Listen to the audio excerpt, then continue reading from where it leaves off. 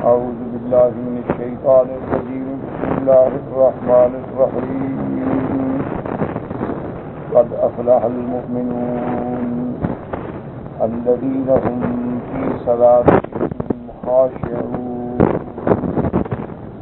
والذين هم عن اللغو معرضون والذين هم للزكاة فاعلون والذين هم لفروجهم حافظون إلا على أزواجهم أو ما ملكت أيمانهم فإنهم غير ملومين. فمن ابتغى وراء ذلك فأولئك هم العادون والذين هم لأماناتهم وعهدهم راعون والذين هم على صلواتهم يحافظون. أولئك هم الوارثون الذين يرثون الفردوس هم فيها خالدون. قال المؤلف والمفسر رحمه الله تعالى: أدام النفع بعلومه وعلومكم في الدارين آمين. إلى أن قال الإمام أحمد حدثنا عبد الرزاق قال أخبرني يونس بن سليم قال أملا علي يونس بن يزيد الأيلي عن ابن شهاب عن عروة بن الزبير عن عبد الرحمن بن عبد القاري قال: سمعت عمر بن الخطاب رضي الله تعالى عنه يقول: كان إذا نزل على رسول الله صلى الله عليه وسلم الوحي يسمع عند وجهه كدوي النحل، فلبسنا ساعة فاستقبل القبلة ورفع يديه وقال. اب مفسر رحمت اللہ علیہ سورۃ المؤمنون کی فضیلت میں یہ حدیث مبارک ذکر فرما رہے ہیں. عبد الرحمن ابن عبد القاری فرماتی ہیں کہ میں نے حضرت عمر بن الخطاب رضی اللہ تعالی عنہ سے سنا. انہوں نے فرمایا کہ جب حضور صلی اللہ علیہ وسلم پہ وحی نازل ہوتی تو حضور صلی اللہ علیہ وسلم کے چہرہ مبارک کے قریب ایسے محسوس ہوتا تھا جیسے شہد کی مکھیوں کی بھنبھناہٹ ہو. دوی کہتے ہیں آواز کو، اور یعنی ایسی آواز آتی تھی جیسے شہد کی مکھیاں اڑتی ہیں تو ان سے ایک آواز پیدا ہوتی. بہرحال یہ بھی وحی کی ایک قسم ہے، ورنہ وحی کی سب سے آسان جو صورت تھی حضرت جبریل علیہ السلام وحی لے کر انسان کی شکل میں حضور کی خدمت میں تشریف لاتے اور حضور صلی اللہ علیہ وسلم پر آ کے قرآن تلاوت فرماتے، تو یہ سب سے آسان صورت ہے. اور کبھی یہ ہوتا تھا کہ اللہ حضور کے دل مبارک پہ القاء فرما دیتے ہیں، لیکن یہ بھی یاد رکھیں کہ جب لفظ معنی دونوں اللہ کی طرف سے ہوں تو وہ قرآن پاک ہے. اور کبھی یہ ہوتا ہے کہ صرف ایک مضمون کا القاء دل پہ ہو جاتا ہے اور آگے زبان مبارک سے جو الفاظ نکلتے ہیں وہ حضور صلی اللہ علیہ وسلم، تو اس کو حدیث کہا جاتا ہے. قرآن جو ہے یہ اللہ کا کلام ہے، اللہ نے اس کو اسی لفظ و معنی کے ساتھ حضور صلی اللہ علیہ وسلم پہ اتارا. اور کبھی یہ ہوتا ہے کہ اللہ پاک اپنے پیغمبر کے دل میں ایک مضمون القاء فرما دیتے ہیں، لیکن اس کو حضور اپنی زبان سے بیان فرماتے ہیں. اب جناب فرماتی ہیں کہ ہم نے سنا فلبثنا ساعۃ، ہم ٹھہر گئے کہ ہم دیکھیں وحی آ رہی ہے تو وحی سن کے جائیں. فاستقبل القبلۃ ورفع یدیہ، حضور صلی اللہ علیہ وسلم قبلہ رخ ہوئے اور ہاتھوں کو اٹھایا. تو اس لیے علماء لکھتے ہیں کہ دعا کے لیے یہ بھی آداب دعا میں ہے کہ آدمی اپنا رخ قبلے کی طرف کرے اور اپنے ہاتھوں کو اٹھا کے ابتدا میں درود پاک کی تلاوت کرے، اس کے بعد حمد و ثنا کرے، پھر اپنی دعا مانگے، اور اس کے بعد پھر جب ختم کرے تو درود شریف پڑھے حضور صلی اللہ علیہ وسلم.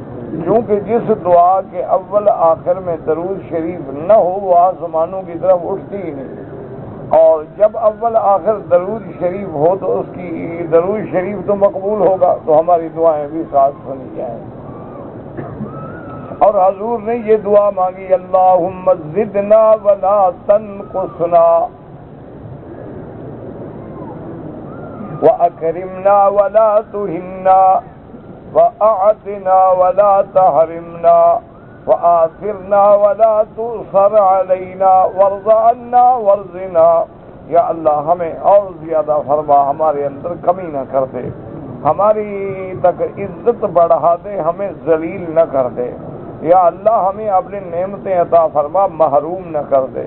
یا اللہ ہمیں ترجیح عطا فرما، ہم پہ کسی اور کو ترجیح عطا نہ فرما۔ یا اللہ ہمیں راضی فرما اور ہم سے راضی ہو جا۔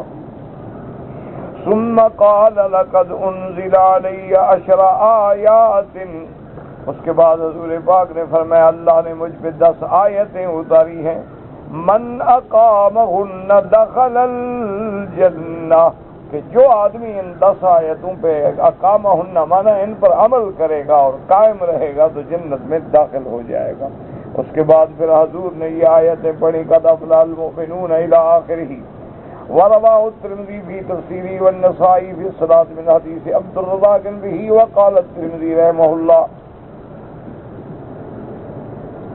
منکر لا نعرف احدا رواه غیر یونس بن سلیمان ویونس لا نعرفه، لیکن امام ترمذی رحمۃ اللہ علیہ فرماتے ہیں کہ اس کو یونس بن سلیم کے بغیر کسی اور نے یہ حدیث روایت نہیں کی، اور یونس بن سلیم جو ہے یہ خود مجہول ہے، اس کا پتہ نہیں کہ اس کا کیا حال ہے۔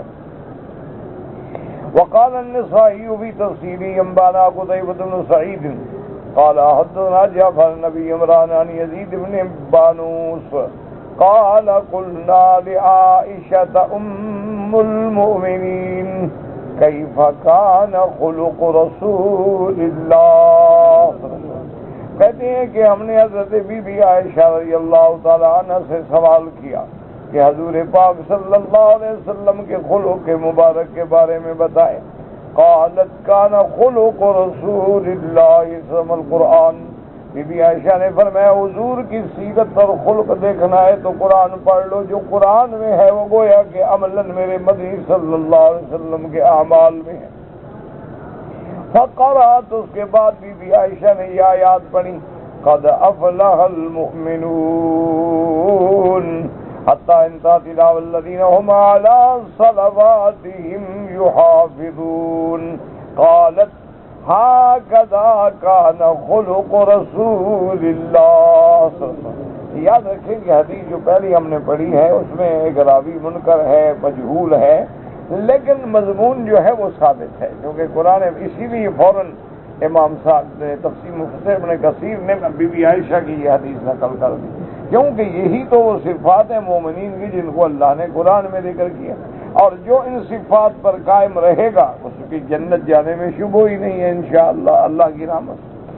وقد روى عن كعب الأحبار مجاهد بالله وغيرهم لما خلق الله جنة عدن وغرسها بيده نظر إليها وقال لها تكلمي فقال قد أفلح المؤمنون، قال كعب الأحبار لما أعد لهم من الكرامة فيها، وقال ابو العالیہ فانزل اللہ ذلك في کتابه۔ اب کعب الأحبار اور حضرت مجاہد اور ابو العالیہ نے روایت کی ہے کہ جب اللہ تبارک و تعالی نے جنت عدن پیدا فرمائی، کیونکہ جنتیں بہت ہیں، قرآن پاک میں ذکر آتا ہے جنت عدن، اور اسی طرح جنت النعیم، اسی طرح جنت الخلد، اسی طرح آتا ہے فردوس، وإلا اللہ کے پاس تو کئی جنتیں ہیں، اور جو سب سے ادنا جنت ہے یعنی چھوٹی جنت ہے، یہ دنیا کا پورا کرہ جو ہے اس کو اور 10 کے ساتھ ضرب دے دو تو وہ ادنا جنت سے بھی یہ چھوٹا ہوگا، یعنی اس کو اگر یعنی 10 گنا جو کچھ اس کے اندر ہے یہ بھی جنت سے چھوٹا ہوگا، ادنا جنت سے، جو اعلیٰ جنت ہے وہ تو اعلیٰ۔ اس لیے قرآن فرماتے ہیں جنت عرضها السماوات والارض علماء فرماتے ہیں کہ 7 آسمان اور 7 زمینیں جب بچھا دی جائیں تو یہ جنت ایک جنت کا عرض بنے گا، اور طول کتنا ہوگا وہ تو اللہ جانتے ہیں، لا یعلمہ الا اللہ تبارک و تعالی۔ تو اسی لیے فرمایا، لیکن یاد رکھیں کہ جنت جو ہے، اسی لیے میں نے عرض کیا تھا نا، بعض علماء فرماتے ہیں کہ اس کا مادہ اور جن کا مادہ ایک ہے۔ کیا معنی؟ یعنی جنہ، جن، جنون، جنہ، جنین، یہ سب ایک ہی مادہ ہے، مادہ جو ہے ایک ہے، جنہ یا جن جن، باب ایک ہے، مادہ ایک ہے، اصل ایک۔ اچھا، وہ کہتے ہیں کہ اگر جنت کو ہم جن سے لیں تو اللہ نے چونکہ جنوں کو اتنا تیز بنایا ہے کہ وہ ایک دن میں پوری دنیا پھر سکتے ہیں، بلکہ بعض روایات میں 1 گھنٹے میں پوری دنیا کا چکر لگا سکتے ہیں، تو اسی لیے مانا جنت کا مادہ جن سے ہے کہ وہاں بھی اللہ کی رحمت سے مومنوں کو جلدی جلدی پہنچا دیا جائے گا، تو اس لیے اس کے مادے کے اندر یہ سرعت بھی موجود ہے، یعنی سرعت ایصال المؤمنین فی الجنت۔ جیسے حدیث پاک میں آتا ہے کہ مومن جب جنت میں جائیں گے تو اللہ کی شان ہے، اللہ ان کے دلوں میں ایسا علم ڈال دیں گے، معلوم ایسا ہوگا کہ ان کا پرانا گھر ہے، اپنے گھر میں جا رہے ہیں، ہر راستے کا پتہ ہے، ہر جان کہ ہم نے کہاں جانا ہے، کہاں بیٹھنا ہے۔ اب آپ دیکھیں نا کسی نئے محل میں جاؤ تو بندہ حیران ہو جاتا ہے کہ بھی کہاں بیٹھیں، بیٹھنے کا کمرہ کون سا ہے، انتظار کا کون سی ہے، ڈرائنگ کون سا ہے، ڈائننگ کون سا ہے، ویٹنگ کون سا ہے، تو آدمی گھبرا جاتا ہے۔ لیکن اللہ دلوں میں ایسا ڈال دیں گے کہ پہلے سے کوئی جنت میں رہ رہا تھا تو فوراً جنت والا اپنی مقامات کو پہچان لے گا۔ اس لیے کہیں کہ الحمدللہ الذی اذھب عنا الحزن، کہ اللہ کا کروڑ کروڑ شکر ہے کہ جس نے ہم سے غموں کو دور فرمایا، وَأَحَلَّنَا دَارَ الْمُقَامَةِ مِنْ فَضْلِهِ، اور ہمیں ایسے مقام پہ ٹھہرایا جو رہنے کے قابل ہے، اور ایسا مقام ہے جس سے آنے کے بعد کوئی نہیں نکلے گا، نہ اللہ نکالیں گے، وَمَا هُمْ عَنْهَا بِمُخْرِجِينَ، اور نہ ان کا خود دل جائے گا، لَا يَبْغُونَ عَنْهَا حِوَلًا، کہ وہ جنت سے خود بھی نکلنا نہیں چاہیں گے۔ اچھا، یہ تو ہو گیا جن سے۔ اگر اس کو جنون سے لیں کہ جنت کا مادہ جنون، جنون مانا دیوانگی، تو علماء نے لکھا اس کا یہ ہے کہ جنت میں اگر مومن کو اللہ ثابت قدم نہ رکھیں تو وہ جب جنت کی نعمتیں دیکھے گا نا تو حیران ہو کے پاگل ہو جاتا ہے۔ یہ بھی اللہ کا کرم ہے کہ اللہ اس کو ثابت قدم رکھیں، ورنہ جنت کی ایسی نعمتیں اور وہاں نعیم، اور وہاں نہریں بہہ رہی ہیں لیکن زمین کے اوپر، نہریں بہہ رہی ہیں اور پانی اونچائی کی طرف جا رہا ہے، نہریں بہہ رہی ہیں، مومن اشارہ کرتا ہے کہ ادھر چلو، وہ ساتھ جا رہی ہیں، پھر حکم دیتا ہے واپس چلی جاؤ، نہر واپس جا رہی ہے۔ اگر یہ چیزیں وہ دیکھتا تو اس کا دماغ ختم ہو جاتا، پاگل ہو جاتا، لیکن اللہ تبارک و تعالیٰ نے اس کو ثابت قدم رکھیں گے اور اس کی جنتوں کی نعمتوں سے متمتع ہونے کا مقام عطا فرمائے۔ اچھا، اسی طرح جنین کہ بچہ جب ماں کے پیٹ میں ہوتا ہے تو اب اس کو نہ سورج کا پتہ ہے، نہ رات کا پتہ ہے، نہ دن کا پتہ ہے، وہ اپنی راحت میں ہے، ماں تکلیفیں برداشت کر رہی ہے لیکن بیٹا اپنی راحت کے اندر موجود ہے۔ اسی طرح جب ہم جنت میں آ جائیں گے تو لا یرون فیہا شمسا ولا زمہریرا، نہ تو وہاں سورج کی تپش ہوگی اور نہ ٹھنڈک ہوگی کہ ہمیں تکلیف پہنچائے، بلکہ ایک ایسا موسم ہوگا معتدل کہ لاکھوں بہاریں بھی اس میں قربان کر دی جائیں۔ اور اسی طرح اگر جنہ کو جنہ سے لینے، جنہ کہتے ہیں ڈھال، ڈھال کا معنی جب تیر آئے تو آدمی تیر روکتا ہے، تو جنت جو ہے گویا ہمیں جہنم کے آگے ڈھال بن گئی کہ ہم جنت میں داخل ہو گئے تو جہنم سے بچ گئے۔ اسی لیے علماء نے فرمایا کہ اس میں تمام مادہ کا اثر موجود۔ ویسے جنات جو ہے باغات کو بھی کہا جاتا ہے، لیکن یہ دنیا کے باغات ہیں اور آخرت کے باغات کا کیا مقابلہ۔ اب اس کے بعد فرماتے ہیں کہ مفسر رحمۃ اللہ علیہ کہ اللہ پاک نے حضرت کعب احبار اور مجاہد بلالیہ فرماتے ہیں لما خلق اللہ جنت عدن، اللہ نے جب جنت عدن پیدا فرمائی، وغرسها بیدہ، اور اس کے اندر اپنے ہاتھ سے درخت لگائے، نظر الیہا، اللہ پاک نے پھر جنت کی طرف دیکھا اور حکم دیا کہ بولو، تو جنت نے یہ صفتیں پڑھی کہ میرے اندر وہ لوگ آئیں گے جن کی یہ صفتیں ہوں گی، قد افلح المؤمنون سے آخر تک۔ حضرت کعب فرماتی نماز من الکرامت فیہا، اللہ نے جب مومنوں کے لیے اس کے اندر جو نعمتیں ہیں وہ رکھی ہیں تو پھر اس نے پڑھا وقال ابو العالیہ فانزل اللہ ذلک فی کتابہ، اللہ تبارک و تعالی نے اسی مضمون کو قرآن پاک میں اتارا اور نازل فرمایا ہے۔ وقد روى ذلك النبي سعيد الخدري رضي الله تعالى عنه مرفوعا فقال ابو بكر البزار حدثنا محمد بن المثنى قال حدثنا المغيث بن مسلمة قال حدثنا وحيب بن الجري نبي نذرة النبي سعيد رضي الله تعالى عنه قال خلق الله الجنة لبنة من ذهب ولبنة من فضة، اللہ نے جنت پیدا فرمائی اور وہ جنت ایسی تھی کہ جس کی ایک اینٹ سونے کی اور ایک اینٹ چاندی کی، اس سے جنت بنائی گئی۔ وغیرہ صحا، پھر اس میں درخت لگائے گئے اور اللہ نے حکم دیا جنت کو کہ بولو، پھر جنت بولی قد افلح المؤمنون، کامیاب ہو گئے، بامراد ہو گئے وہ مومن جو اس میں آئیں گے اللہ کی رحمت سے۔ فدخلت الملائکہ، اس کے بعد اللہ کے حکم سے ملائکہ اس جنت میں داخل ہوئے۔ فقالت طوبی لک منزل الملوک، اللہ تبارک و تعالیٰ کے فرشتے کہیں گے کہ جنت تمہارے مبارک ہو، تم تو بادشاہوں کا مقام ہو، تمہارے اندر مومن آئیں گے اور وہ ایمان کے بادشاہ ہوں گے تو اللہ ان کو اکرام میں، عزت میں یہ مقام عطا فرمائیں گے۔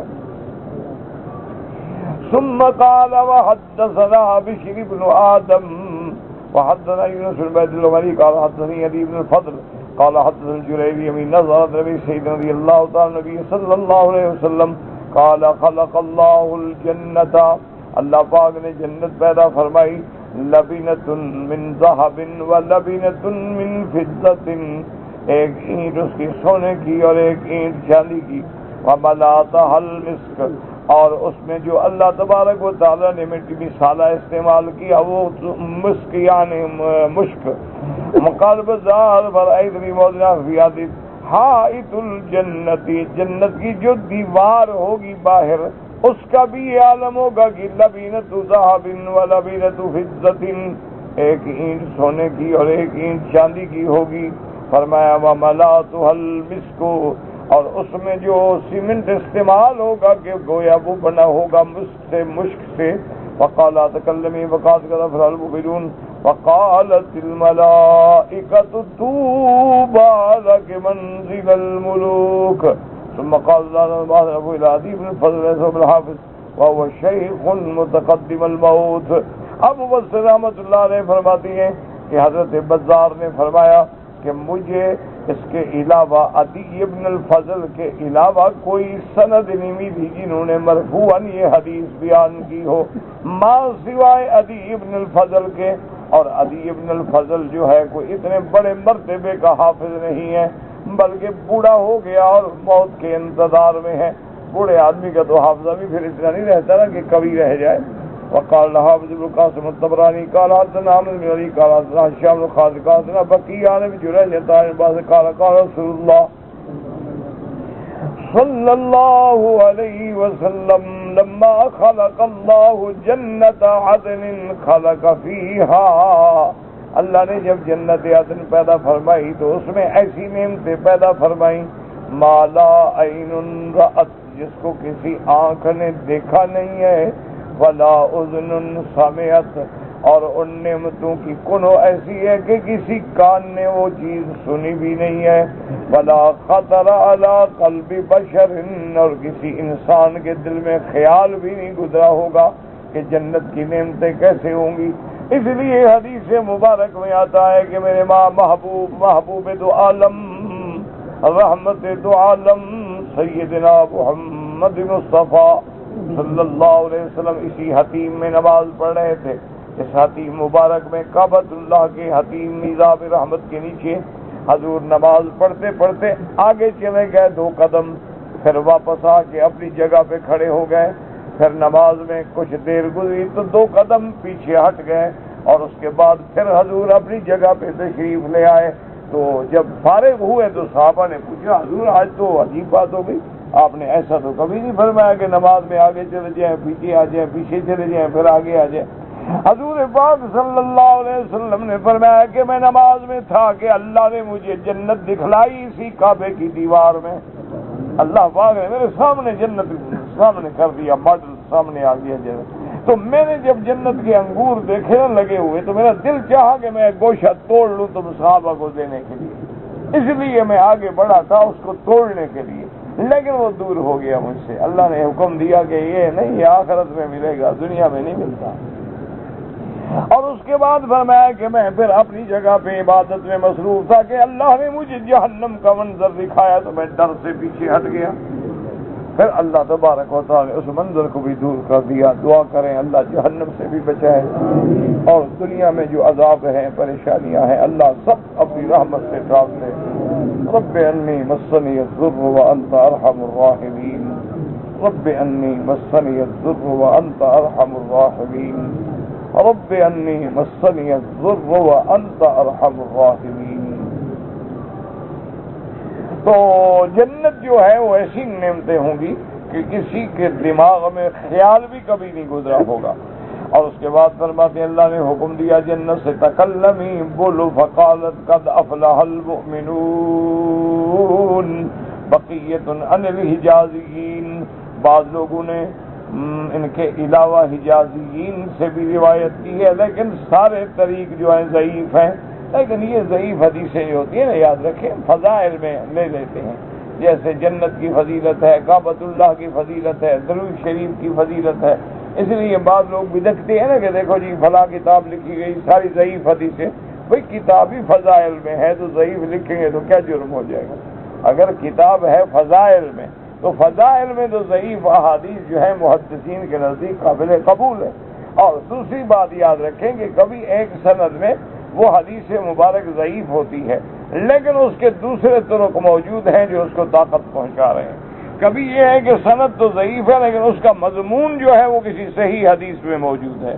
تو اس لیے محدثین رحمہ اللہ تعالی علیہم اجمعین جو ہیں ان کو نقل فرما دیتے ہیں۔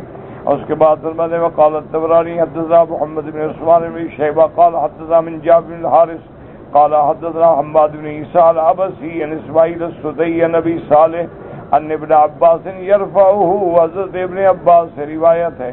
اور یرفعہ کا کیا معنی کہ آپ اس کو حضور کی طرف منسوب فرماتے ہیں، یعنی رفعہ الی النبی صلی اللہ علیہ وسلم لما خلق اللہ جنت عدن بیدہ وزلا فیہا ثمارہا وشق فیہا انہارہا۔ اللہ پاک نے جب جنت عدن کو اپنے ہاتھوں سے پیدا فرمایا، اس میں درخت لگائے اور اس کے پھل جو تھے وہ لٹکنے لگ گئے، وشق فیہا انہارہا، نہریں چلائی، ثم نظر الیہا فقال، اس کے بعد اللہ نے اس جنت پہ نظر ڈالی اور فرمایا کہ بولو قد افلح المؤمنون۔ تو جنت سے یہ آواز آئی تو پھر میرے اللہ نے فرمایا وعزتی وجلالی لا یجاورنی فیک بخیل۔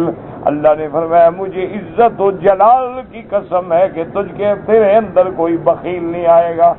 بخیل محروم ہوتا ہے نا نعمت رب سے۔ دعا کریں اللہ ہمیں بخیل نہ بنائے۔ یاد رکھیں کہ ایک تو بخیل وہ ہوتا ہے جو مال کا بخیل، اچھا اسی طرح وہ بھی بخیل ہوتا ہے جس کو اللہ عزت دے اور لوگوں کے کام نہ آئے، وہ بھی بخیل۔ اسی طرح سب سے بڑا بخیل وہ ہے کہ جس کے سامنے حضور کا نام آئے اور درود نہ پڑھے۔ اللہم صلی علی سیدنا محمد وعلی آل سیدنا محمد وبارک وسلم علیہ۔ تو اس لیے فرمایا کہ تیرے اندر، کیونکہ اللہ پاک جواد ہے نا جی، جواد کو تو پھر کریم پسند ہوتا ہے، سخی پسند ہوتا ہے نا، بخیل تو پسند نہیں ہوتا۔ تو اس لیے اللہ تبارک و تعالی خود جو ہے اللہ پاک جواد ہیں، اکرم الاکرمین ہیں، ارحم الراحمین۔ وقال ابو بکر بالدنیا قال حدثنا محمد بن مسنى البزار قال حدثنا محمد بن زياد الكلبي قال حدثنا عيش بن سعيد بن ابي عروبة عن قتادة انس رضي الله تعالى عنه قال قال رسول الله صلى الله عليه وسلم خلق الله جنة عدن بيده، اللہ نے جنت کو اپنے ہاتھ سے بنایا، لبنۃ من درۃ بیضاء، اس کی اینٹیں جو ہیں سفید موتی، ولبنۃ من یاقوتۃ حمراء، اور بعض اینٹیں ہیں جو یاقوت پتھر مشہور ہے نا، بڑا قیمتی پتھر ہوتا ہے یاقوت، سرخ، اور جتنا وہ خالص سرخ اور صاف ہو اتنی قیمتی ہوتا ہے، واللبنۃ من زبرجدۃ خضراء، یہ بھی پتھر ہے سبز، ملاتها المسک، اور اس کا گارا جو ہے وہ خود اپنا مشک ہوگی، وحصباؤها، اس کے اندر جو اللہ تبارک و تعالی یعنی بجری بچھائیں گے وہ موتی ہوں گے، وحشیشها، اس کا گھاس جو ہے وہ زعفران ہوگا، حشیش کہتے ہیں گھاس، ثم قال لها انطقی، پھر اس کے بعد اللہ نے حکم دیا کہ بولو، قالت قد افلح المؤمنون، وقال الله وعزتي وجلالي لا يجاورني فيك بخيل، کہ تیرے اندر کوئی نہیں آئے گا بخیل، ثم تلا رسول اللہ صلی اللہ علیہ وسلم، پھر اس کے بعد میرے آقا نے یہ آیت پڑھی وَمَن يُوقَ شُحَّ نَفْسِهِ فَأُولَٰئِكَ هُمُ الْمُفْلِحُونَ، جو اپنے نفس کے بخل سے بچ گیا وہی کامیاب ہیں۔ یاد رکھیں شہی اور بخیل، بعض علماء فرماتے ہیں کہ بخیل شہی کا معنی ایک ہے بخیل، بعض فرماتے ہیں نہیں، شہی وہ ہوتا ہے، بخیل تو وہ ہے نا جو اپنا مال خرچ نہ کرے، اور شہی وہ ہوتا ہے کہ دوسرا خرچ کرے تو اس کو تکلیف ہو، دیکھو یار کیسے خرچ کرے، دیکھو کیوں خیرات کریں، دیکھو اتنا کیسے لوٹا دیا ہے، خرچ اور کر رہا ہے جل یہ رہا ہے، تو وہ شہی ہوتا ہے۔ اور جو آدمی اپنے نفس کے بخل سے بچ جائے وہی کامیاب ہو گیا۔ اللہم اجعلنا من المفلحین ولا تجعلنا من الخاسرین برحمتک یا ارحم الراحمین۔ اللہ رحم فرما۔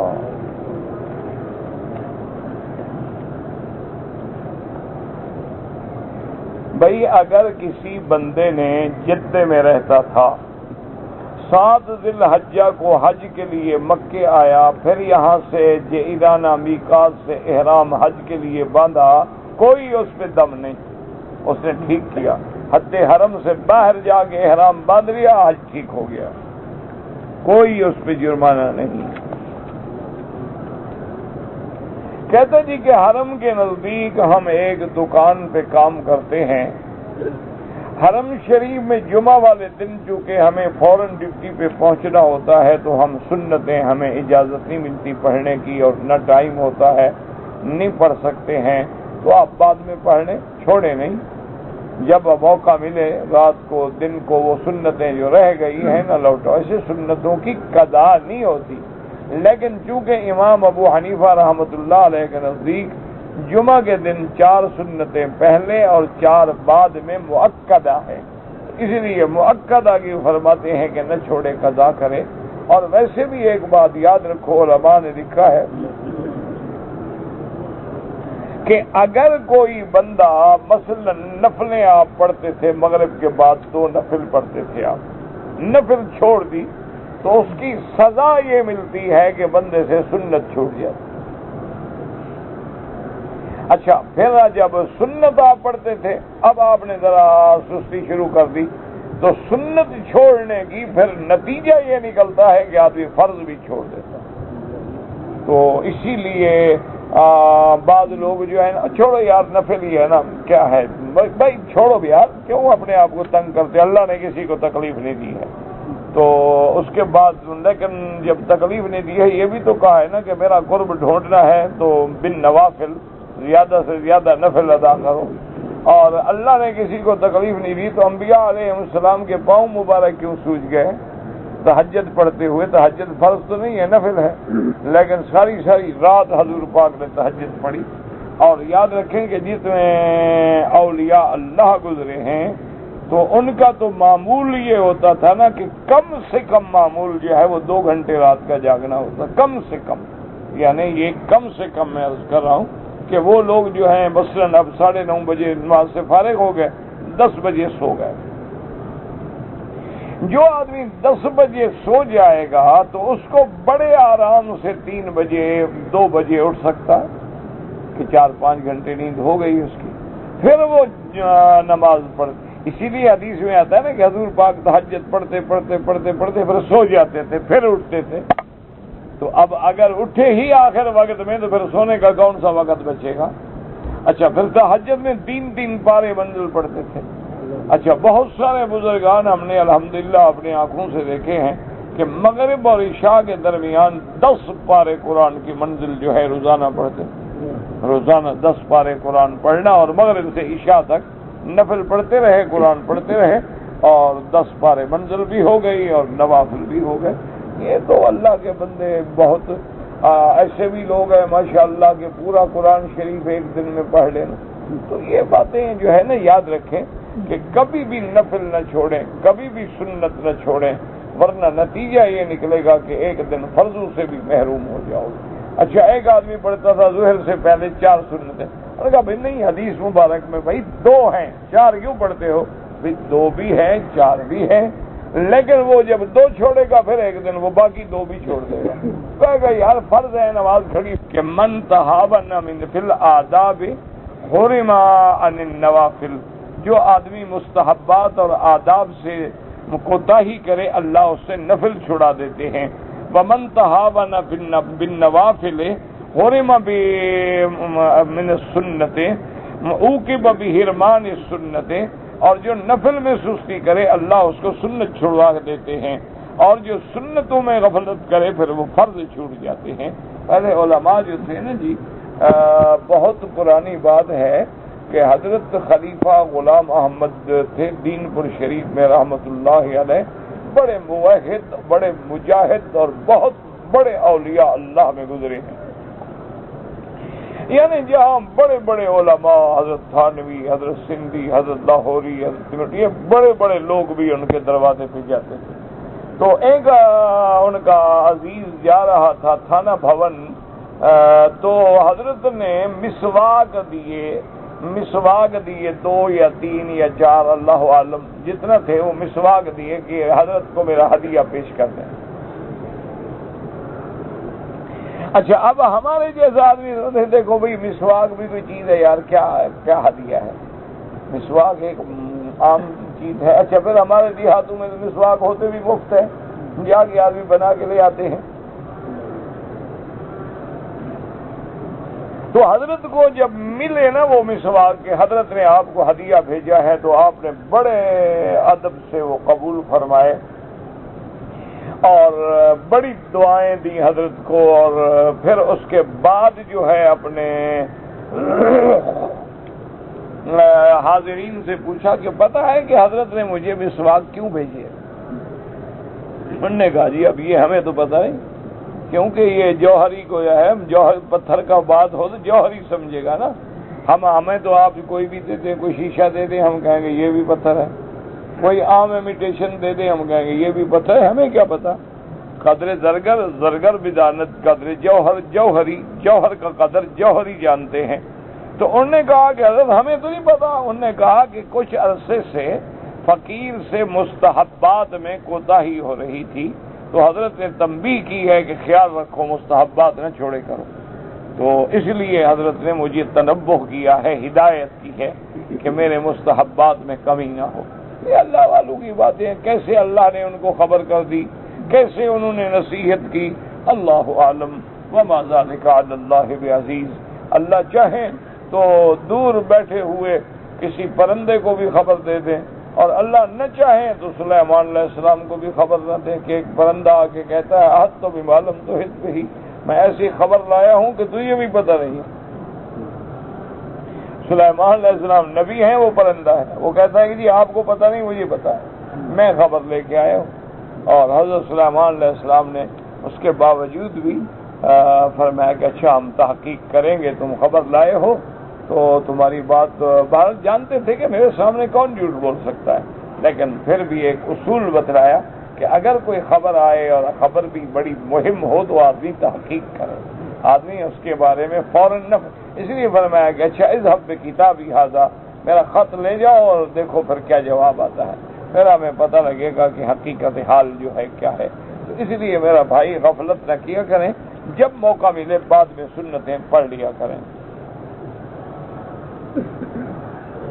کہتے جی کہ اگر میاں بیوی عمرے پہ آئے اور طواف میں میاں بیوی آپس میں بچھڑ گئے تو بہرحال بیوی نے الگ طواف کیا، الگ صفا مروا دوڑا، کوئی حرج نہیں اللہ کے بندے۔ یہ تھوڑا ہے کہ ہر وقت خامد ہاتھ میں ہاتھ رکھیں، یہ ضروری نہیں ہوتا ہے۔ مانا ہے کہ بغیر محرم کے سفر نہ کرے۔ اب یہ مانا تھوڑا ہے کہ بیچاری طواف پہ جائے تو خامد کی رسی گلے میں ڈال کے جائے، یہ کہاں لکھا ہوا ہے؟ نماز پڑھنے کے لیے جائے پھر بھی خامد کے کپڑے سے کپڑا باندھ کے کھڑی ہو کے نماز نہیں ہو، یہ کیا بات ہوتا ہے کہ سفر پہ نہ جائے جہاں خوف ہے، خطرہ ہے کہ کوئی اس کی عزت کو نقصان نہ پہنچائے۔ باقی الحمدللہ حرم میں آ گئی، نماز پڑھا، طواف کیا، صفا دوڑی، اس میں ساتھ ہونا ضروری نہیں ہوتا۔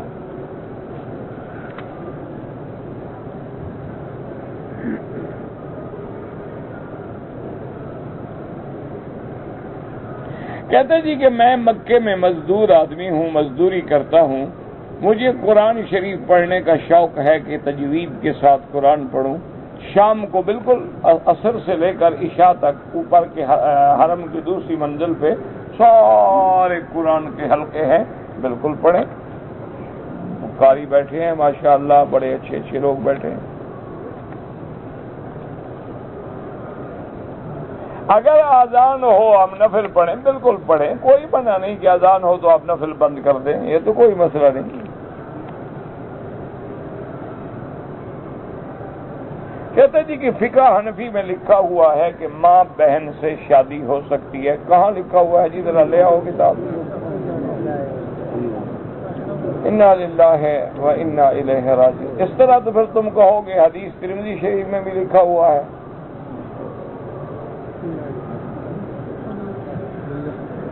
باقاعدہ ترمذی میں باب ہے کہ من واقع لأہلہ، اسی طرح آتا ہے کہ من جامع بأمہ، جس نے ماں سے زنا کیا، یا من تزوج بامرأۃ ابیہ، یہ باب تو ترمذی میں بھی ہے۔ پھر کیا کہو گے؟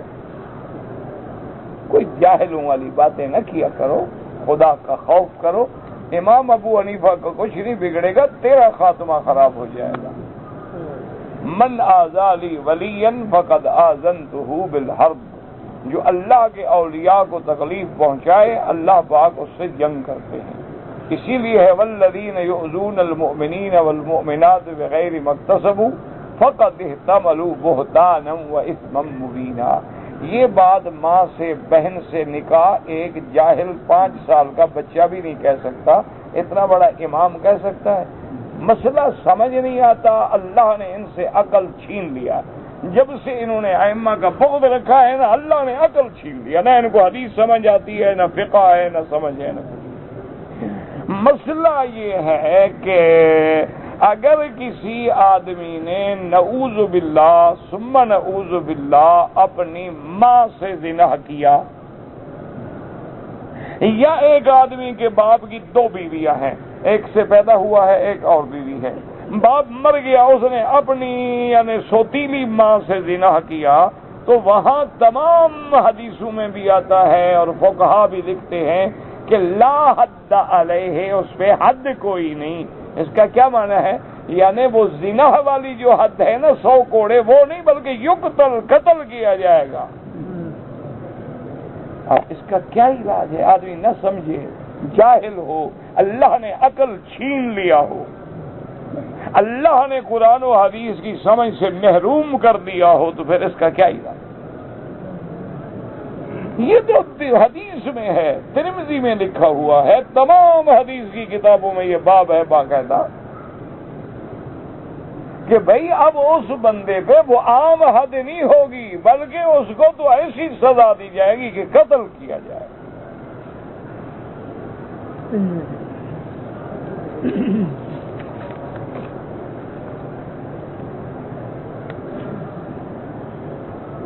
کہتے جی کہ حضور پاک نے جو 17 مہینے نماز مسجد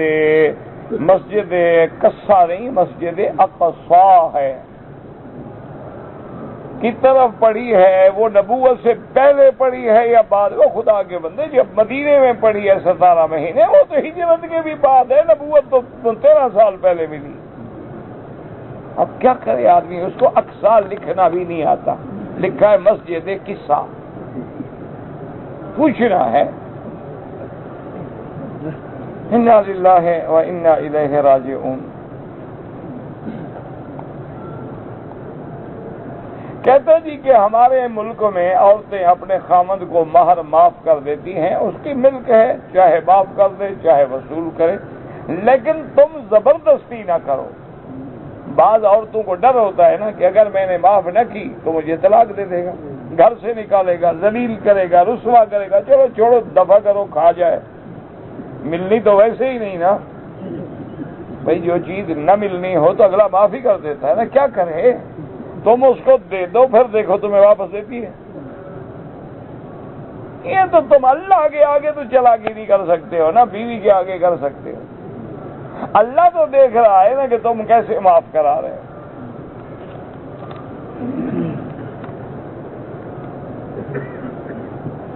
ہمارے پاکستان میں کچھ لوگ جو وہ اپنے بھائیوں کو یا اور رشتہ داروں کو اپنے دیے دیتے، پتہ نہیں کیا دیے کیا دیتے، سمجھ تو آتی نہیں نا، کیا کرے آدمی۔ میری 20 سال کی نمازیں قضا ہیں، سب سے پہلے توبہ کرو۔ التائب من الذنب کمن لا ذنب لہ، انشاءاللہ اللہ توبہ سے سارے گناہ بخش دیں۔ لیکن فقہا یہ فرماتے ہیں کہ قدر امکان اللہ نے جو تجھے توفیق دی ہے، روزانہ جتنا ہو سکے قضا پڑھتے رہو، جتنا پڑھی گئی ثواب ہے، فائدہ ہے، اور جو اصل علاج توبہ ہے۔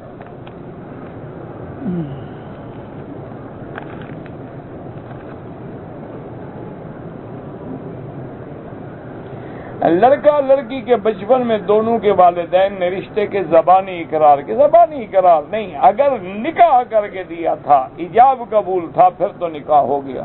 ایک ہوتا ہے منگنی شنگنی، اچھا بھی میں تمہارے لڑکے کو رشتہ دوں گا، یہ اس سے کچھ نہیں ہوتا، وہ نکاح نہیں ہوتا۔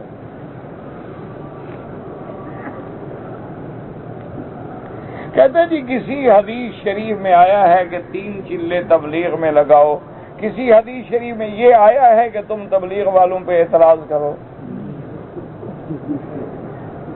یہ حدیث تم پڑھ لو، یہ باقی میں بتاتا ہوں۔ اللہ نے تمہیں اسی لیے پیدا کیا ہے کہ دین والوں کی مخالفت کرو۔ یہ تو ان کی کمزوری ہے کہ کم سے کم ٹائم تم سے لے رہے ہیں۔ اللہ نے تو ہمیں ساری زندگی تبلیغ کا پابند کیا ہے۔ کنتم خیر امۃ اخرجت للناس تأمرون بالمعروف وتنہون عن المنکر تواصوا بالحق وتواصوا بالصبر بلغ ما انزل الیک من ربک بلغوا عنی ولو آیۃ۔ یہ تو ان کی مہربانی کہ چلو کچھ تو لگا لے بیچارہ زندگی میں وقت، تمہیں سے وہ بھی قبول نہیں ہے، تو تمہیں جو حدیث ملی ہے نا کہ ہر دین والے کی مخالفت کرو، وہ مجھے دکھا دو۔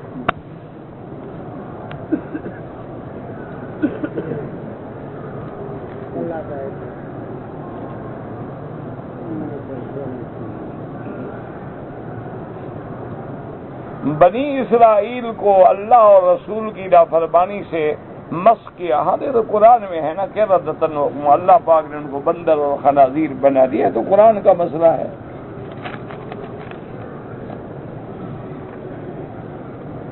کہتے جی کہ انسان کے ساتھ جو قرین ہے، جب آدمی مر جاتا ہے تو وہ کدھر جاتا ہے؟ مجھے تو نہیں پتا کدھر جاتا ہے، مجھے نہ پتا ہے نہ اس کا کوئی ذکر ہے کہ وہ کہاں جاتا ہے۔ یاد رکھو، ایک قرین ہوگا شیطانوں سے، ایک ہوگا ملہم ملائکہ سے۔ جو خیر کی باتیں بتلاتا ہے وہ ملہم ہے، جو ہمیں برائی کی طرف راغب کرتا ہے وہ شیطان ہے۔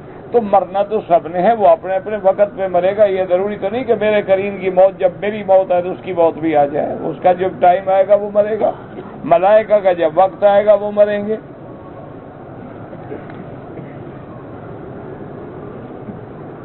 اگر ایک عورت نے عمرہ کر لیا، اپنے بال نہیں کاٹے، گھر میں جا کے غسل کر کے لیٹ گئی، پھر یاد آیا جب اٹھی تو بال کاٹ دیے، बहरहाल कोई हर्ज नहीं है इंशाअल्लाह। वैसे सदका खैरात कर दे, क्यों औरत का कोई एहराम तो होता नहीं ना, वो तो उसी लिबास में थी, उसी में सो गई, उसी में गुस्ल करके उठ गई, तो कोई बात नहीं।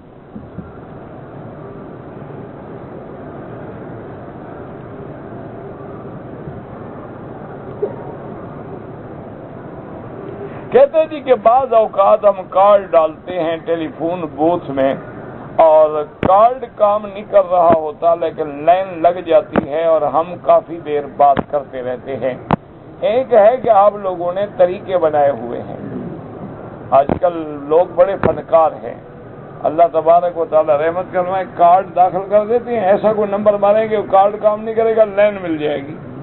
अच्छा, या बाद लोग तो ऐसा करते हैं कि वो जब लाइन मिले उसको थोड़ा खींच के पता नहीं क्या क्या अल्लाह माफ करे शैतानियां करते हैं। अगर तो तुमने ये की है, मुजरिम हो तुम, उतना पैसे अदा करो हुकूमत को जितना टाइम तुमने बात की। इत्तेफाक से हो गई है और तुम नहीं चाहते थे, तो तकवा इसी का नाम है कि उतना पैसे खैरात कर दो या हुकूमत को वापस करो।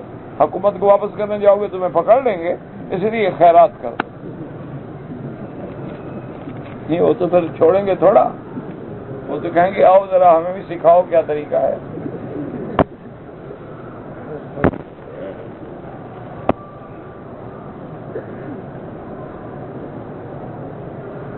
हमारे मुल्क में लोग जिन्नों के जरिए पता नहीं क्या करते हैं, करते होंगे, हमें तो पता नहीं। अल्लाह हमें जिन्नों से भी बचाए, जिन के ताबे जिन है उनसे भी बचाए। वो जो जिन्नों के जरिए इलाज करते हैं, अल्लाह उनके मसलों से भी बचाए, अल्लाह हमारी खुद हिफाजत फरमाए। बाबा होता कुछ नहीं, ऐसे चक्कर है बिल्कुल। देखो ना, एक आदमी है मसलन, उसके ताबे है जिन तो ऐसी बला होती है कि उसको हुक्म दे कि इस मलका का तख्त ले आओ तो ले आए, तो उसको क्या पड़ी है कि तुमसे पैसे लेता है नजर नियाज। जब जिन ताबे हैं तो बदबख्त उससे लेके खाते रहो, हमसे तो ना लूटो ना। तो जब वो नजरें नियाजें वसूल करता है, टोकन चल रहे हैं, पैसे आ रहे हैं जा रहे हैं, अच्छा जनाब खाना पकाना है, वो मुलाजिम से कहता है कि बाजार से अच्छा गोश्त लाओ, फ्रूट लाओ, ओ बाबा जिन जो तेरे ताबे उसको हुक्म तो ले आए आराम से पका पकाया, क्यों खामखा शामत में आवाज में दिया हुआ है। ये सारा फराड होता है 100%। ना कोई जिन होता है, वो खुद जिन होता है, कोई उसके जिन ताबे है। अल्लाह के बंदे जिन ताबे हैं तो सोने की ईंटें मंगवा लो, क्या जरूरत है तुम्हें हमसे 50 रुपए 100 रुपए लेके रोटी खाओ, तुम्हें क्या जरूरत है भीख मांगने की। कहते जी इसम में आजम का आमिल हूं, लेकिन 10 रुपए मनी ऑर्डर करके भेजे फिर दुआ लिखूंगा, और तुम इसमें आजम के आमिल, तुम्हें 10 रुपए मांगने की क्या जरूरत है। सारा झूठ होता है, इनके कभी करीब न जाना।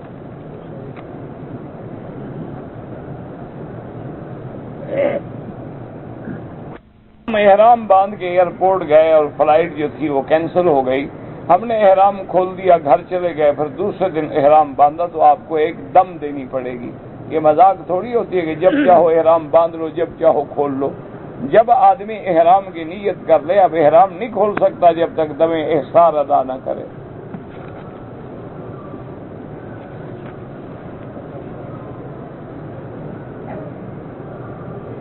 कहते जी कि आजकल लोग दूसरी शादी करते हैं, दूसरी बीवियां उनको मजबूर करती हैं और अपनी पहली बीवी की औलाद को आग कर देते हैं। वो क़यामत में मुजरिम है और पकड़े जाएंगे, अपनी औलाद की वजह से जहन्नम में जाएगा। कोई आग शाक नहीं कर सकता, उसका हक है। ये अंग्रेजी कानून है, इस्लाम का इससे कोई ताल्लुक नहीं।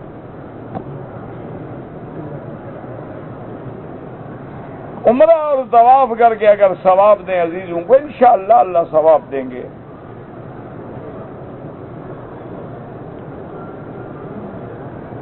बहरहाल कहते हैं जी मेरे भाई की लड़की है, मैंने अपने बेटे के लिए रिश्ता मांगा, लेकिन मेरी भाभी यानी उस लड़की की माँ कहती है कि मैंने लड़के को दूध पिलाया है, बस उसकी जबान पे एतबार करो, वहाँ रिश्ता न करो, और चाहे गवाह हो या ना हो। जब औरतें दूध पिलाती हैं तो मोहल्ले वालों को इकट्ठा करती हैं, आओ देखो मैं बच्चे को दूध पिला रही हूँ। بچہ رو رہا ہے، اٹھایا سینے سے لگایا، دودھ پلا دیا، کوئی دیکھنے والا نہیں وہاں سوا اللہ کے. اس عورت نے اچھا کیا جب بتا دیا ہے، کبھی وہاں رشتہ نہ کرو.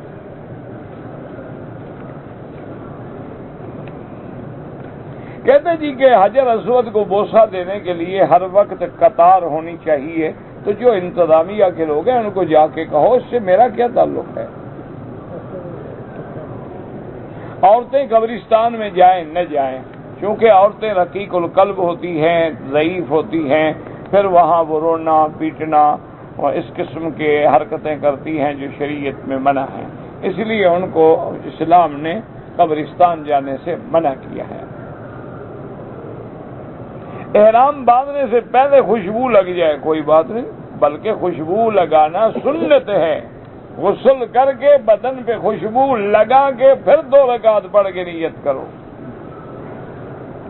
احرام کے بعد خوشبو لگانا منع ہے. جب آپ نے 2 رکعت پڑھ لی، لبیک پڑھ لیا، اب احرام شروع ہو گیا، اب آپ محرم ہو گئے، اب خوشبو لگانا منع ہے. پہلے لگانا تو سنت ہے.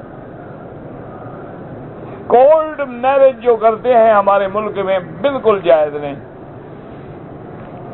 بعض علماء فتویٰ دیتے ہیں کہ لڑکا لڑکی دونوں بالغ ہیں، نکاح ہو جائے گا، لیکن احتیاط اسی میں ہے کہ اگر یہ چھٹی دو گے تو پھر 90% لڑکی گھر میں نہیں ملے گی. ایک ہے ہو جانا، دیکھو نا جیسے بیٹھ کے نماز پڑھو تو ہو جائے گی کہ نہیں ہو جائے گی؟ ہو جائے گی. لیکن جب کھڑے ہو سکتے ہو تو بیٹھ کے کیوں پڑھو؟ اس لیے ایک ہوتا ہے کہ اگر کبھی کبھار کوئی ایسا واقعہ پیش آیا کہ ایک لڑکا بالغ تھا، لڑکی بالغ تھی، کورٹ چلے گئے، گواہوں کے سامنے شادی کر لی تو ہو جائے گا. یہ معنی نہیں کہ اب اسی کو رواج بنا دو، کیونکہ دوسری حدیث ہے کہ جب تک ولی نہ ہو، یعنی اس کا ماں باپ نہ ہو، اس کا نکاح ہوتا ہی نہیں. لا نکاح الا بولی. بعض علماء فرماتے ہیں بالکل وہ نکاح باطل ہے، زنا شمار ہوگا.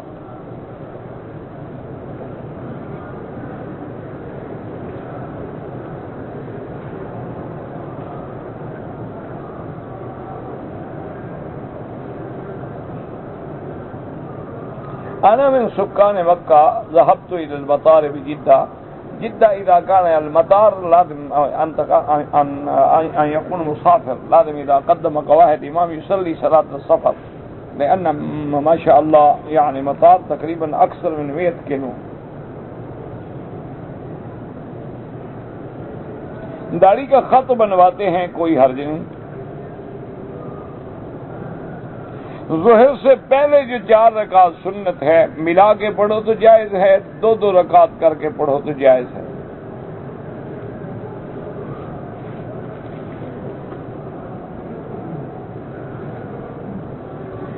جمعہ کے خطبے کے دوران اگر آدمی مسجد میں داخل ہو تو امام ابو حنیفہ رحمۃ اللہ علیہ کے نزدیک بیٹھ جائے، نہ سنت پڑھے، نہ بات کرے، نہ حرکت کرے. باقی ائمہ کے نزدیک یہ ہے کہ سنت خطبے کے دوران بھی پڑھ سکتا ہے. یہ اعلیٰ اولا کی باتیں ہیں، کوئی جھگڑے کی باتیں نہیں ہوتی. کسی نے نہیں پڑھی الحمدللہ، پڑھ لی الحمدللہ، کوئی ایسا مسئلہ نہیں کہ اس پہ لڑا جائے.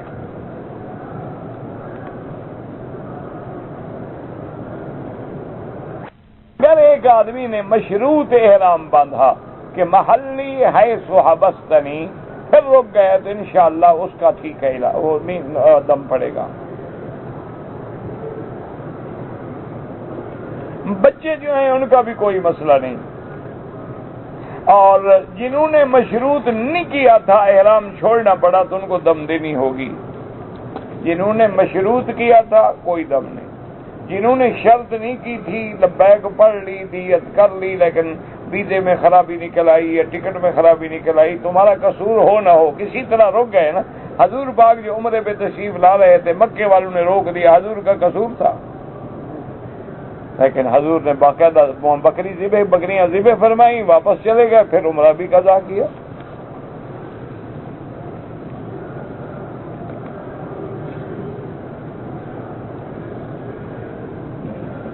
ہاں کہتے ہیں کہ جی کسی حدیث مبارک میں یہ آتا ہے کہ حضور نے منع فرمایا کہ تم ہاتھ کیوں ہلاتے ہو گھوڑے کی دموں کی طرح. ہاں یہ تو مسلم شریف میں حدیث ہے. مالی علی رافی ایدیکم کانہا اذناب خیل شمس، یہ تو مسلم شریف میں حدیث موجود ہے۔ میری ماں بیمار ہے، اللہ سے دعا کریں اللہ سب بیماروں پہ رحم فرما۔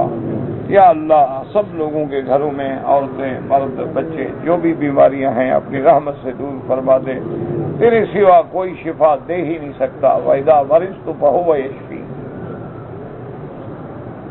طواف جو ہے، ایک طواف کرنا ایسے ہے جیسے کوئی آدمی ایک غلام خرید کر کے اللہ کے رستے میں آزاد کرے، اور جو غلام کو آزاد کرتا ہے تو اللہ اس کے ہر عضو کے عوض میں اس کے اعضاء کو جہنم سے آزاد کر دیتے ہیں۔ تو باقی طواف تیز تیز نہ کریں، ادب سے چلیں، احترام سے چلیں، دوڑیں نہیں، کسی کو دھکا نہ دیں، نظر نیچے رکھیں۔ جتنا دیکھیں نا، آپ ذرا تجربہ تو کریں نا، آج تجربہ کر لیں کہ آپ طواف شروع کریں، بڑے ادب سے چلو، سبحان اللہ والحمدللہ لا الہ الا اللہ، اور نظر جو ہے قدم پہ رکھو، مجال ہے تمہاری کسی عورت کے چہرے پہ نظر پڑے، آج تجربہ کر لو۔ تم خود جو جہنم کی طرح پھر رہے ہو، پھر عورتیں نہیں دیکھو گے تو کیا کرو گے؟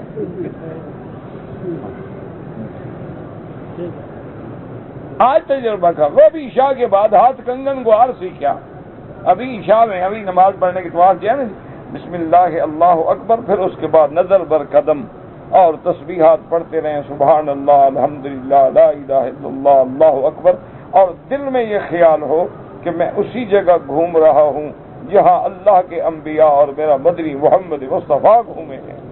میں کتنا خوش نصیب ہوں کہ ان گناہگار بدن اور پاؤں کے ساتھ اللہ نے مجھے اپنے پاک گھر میں، عظمت والے گھر میں، رحمت والے گھر میں آنے کا موقع دیا ہے۔ اسی طرح حجر اسود پہ جائیں، اشارہ کریں، ضروری نہیں ہوتا اشارہ کر کے اشارہ کرو اور عورت کو دیکھو، نہیں، اشارہ حجر اسود کی طرف کرنا ہے، عورت کی طرف نہیں کرنا۔ ورنہ یہ ساری جو نمازیں پڑھتے ہو نا، یقین رکھو اگر غیر محرم عورتوں کو دیکھو نا، ثواب فی امان اللہ ہو جاتا ہے۔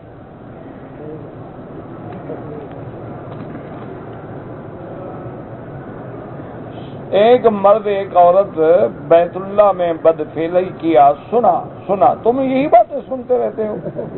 بہرحال اللہ نے ان کو پتھر بنا دیا تھا، ٹھیک ہے، روایت میں ہے، اساف اور نائلہ ان کا نام تھا۔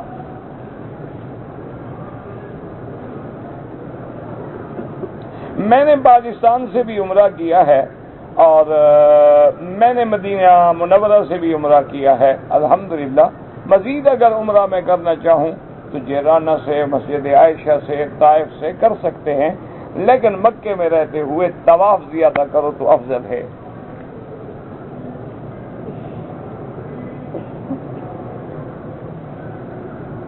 ایک آدمی نے اپنے سالے کو غصے میں آ کر کہا کہ میں تمہاری بہن کو طلاق دیتا ہوں، ہو گیا کام پکا۔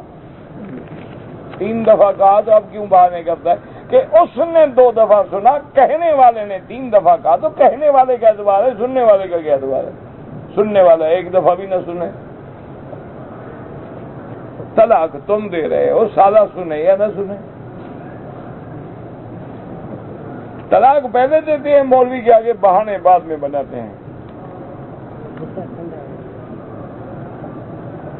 احرام باندھنے کے بعد کنگھی پھیر لی، کنگھی پھیرنے سے کچھ نہیں ہوتا، اگر بال گرے ہیں تو صدقہ کر دو، خیرات کر دو، ورنہ کوئی بات ہی نہیں۔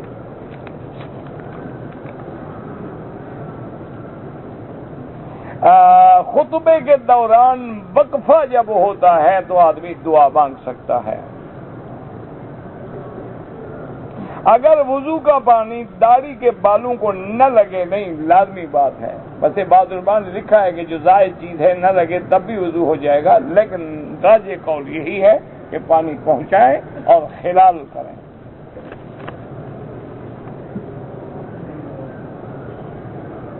کہتے ہیں جی کہ صفا مروہ میں کھڑے ہو کر جو اشارہ کرتے ہیں کوئی ثابت نہیں۔ طواف کے چکر یاد نہ رہیں تو جو آپ کا گمان غالب ہے اس پہ عمل کریں، یعنی آپ کو خیال ہے کہ یار 6 ہیں 5 ہیں، لیکن خیال پکا یہی ہے کہ 6 ہیں، بس اسی پہ عمل کرو۔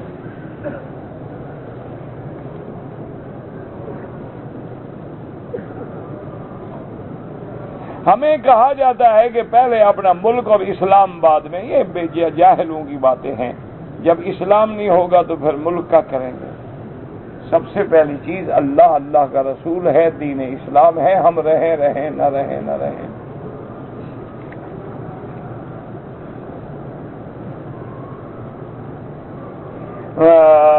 حجر اسود کا بوسہ لینا سنت ہے. اس کے لیے جنون میں آنا، مردوں سے ٹکریں کھانا، غیر محرم عورت کا غیر محرم عورت کو ہاتھ لگانا، یہ تو حرام ہے، ثواب سے زیادہ گناہ ہے. موقع ملے ادب سے دے دو، ورنہ دور سے بسم اللہ اللہ اکبر. ایک عورت کی آپس میں شادی ہوئی، کچھ عرصے کے بعد ان میں طلاق ہو گئی. الحمدللہ یادینا و یہدیکم اللہ. بہرحال طلاق ہو گئی، اور اس کے بعد اس مرد نے بھی شادی کر لی کسی دوسری جگہ، اور عورت نے بھی شادی کر لی کسی دوسری جگہ. اب وہ بچے شادی کریں کوئی بات نہیں، وہ تو عورت ہی اور اس سے اولاد ہوئی ہے نا.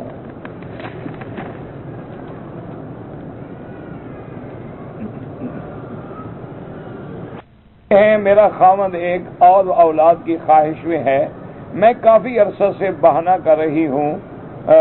بہانہ نہ کریں نا آپ، اسی لیے تو اور شادی کرنا چاہتا ہے نا. آپ بہانہ نہ کریں، اولاد ہونے دیں. باقی آپ کو ڈاکٹروں نے کہا ہے تو ڈاکٹروں کا کہنا کوئی 100% درست نہیں ہوتا. اللہ سے امید رکھیں، اللہ بچہ دے. پہلے اللہ نے 2 دیے ہیں تو اللہ تیسرا بھی دے دے. خوف نہ کریں اور ڈریں نہیں، اور اپنی زندگی کو خراب نہ کریں. شوہر کی بات مانیں، بلا وجہ بہانے شہانے نہ کریں، ورنہ انجام یہی ہے کہ پھر وہ دوسری شادی کر لے گا، یا پھر دوسری شادی کی اس کو اجازت دے تو برداشت کرو خوشی سے، کوئی بات نہیں. اجازت عورت نہیں دیتی، مرد تو کرنا چاہتا ہے نا. تو عورت دشمن ہے یا مرد دشمن ہے؟ جو عورت دوسری عورت کو برداشت نہیں کرتی تو عورت کی دشمن ہے یا مرد؟ مرد تو بیچارہ 4 اکٹھی رکھنا چاہتا ہے. کہتے ہیں جی مرد انصاف نہیں کرتے، دشمنی تو تم کر رہی ہو. اسی لیے ہمیشہ یاد رکھیں کہ جن لوگوں میں دین ہے نا جی، یہاں آپ عرب میں دیکھیں، ایک آدمی کی 4 بیویاں ہوں گی، اکٹھے رہتی ہیں، اکٹھے کھاتی ہیں، اکٹھے پیتی ہیں.